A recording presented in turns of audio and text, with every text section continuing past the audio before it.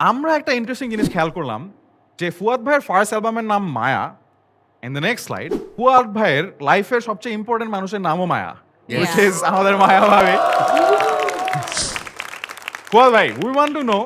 এটা কি আপনি এরকম করছেন যে আমার ফার্স্ট অ্যালবামের সাথে মিলায় একজনকে আমি করব নাকি কিভাবে এটা হয়েছে আসলে No, I think I've somehow manifested it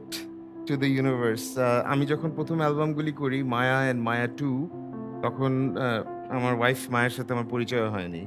so it was a complete coincidence but